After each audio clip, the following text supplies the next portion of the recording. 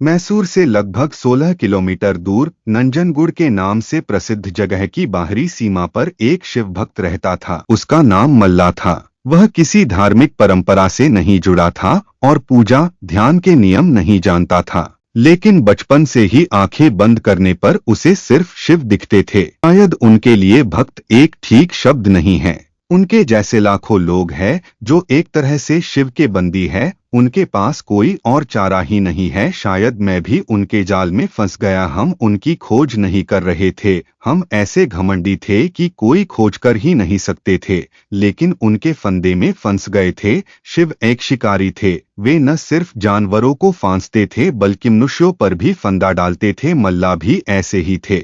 मल्ला को शिव के सिवा और कुछ भी नहीं पता था और वे जंगल में बड़े हुए और उन्होंने कोई खास कारोबार या किसी कला को नहीं सीखा था। किसी को रोक लेना और उससे जरूरत की सभी चीजें छीन लेना उन्हें गलत नहीं लगता था, तो वे यही करते थे और एक लुटेरे के रूप में प्रसिद्ध हो गए। जंगल के उस मार्ग पर जहां से लोग आते जाते थे, वे एक नियमित लुटेरे बन गए। वह स्थान जहां वे लूटमार करते थे कल्लन मुलई के नाम से जाना जाने लगा, जिसका अर्थ है चोर का अड्डा। पहले तो लोगों ने उन्हें बुरा भला कहा, लेकिन जब साल का अंत आया तो लूटा हुआ सारा धन उसने महाशिवरात्रि का उत्सव मनाने पर खर्च कर दिया। उसने लोगों के लिए एक बहुत बड़ा भोजन समारोह भी रखा। कुछ सालों बाद लोगों ने उन्हें एक महान भक्त मान लिया और अपने आप में उन्हें दान देने लगे। हाँ, जो लोग कुछ न देते उनसे लूटमार करने में उन्हें कुछ गलत नहीं लगता था। फिर दो योगी जो भाई थे वहां आए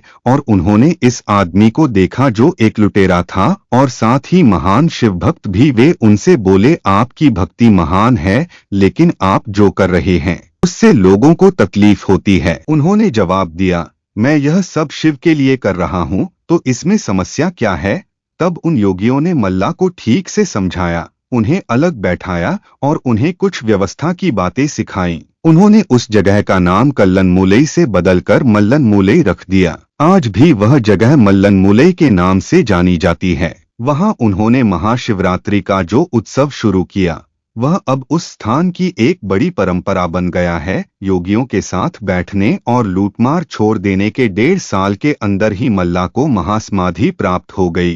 इस तरह से उन्हें मुक्त कराने के बाद उन योगियों ने उसी दिन वही बैठकर अपने शरीर भी छोड़ दिए। अब वहां इन लोगों के लिए एक सुंदर धार्मिक स्थान बन गया है। काबिनी नदी के तट पर उस स्थान का नाम अभी भी मल्लन मुलई ही है।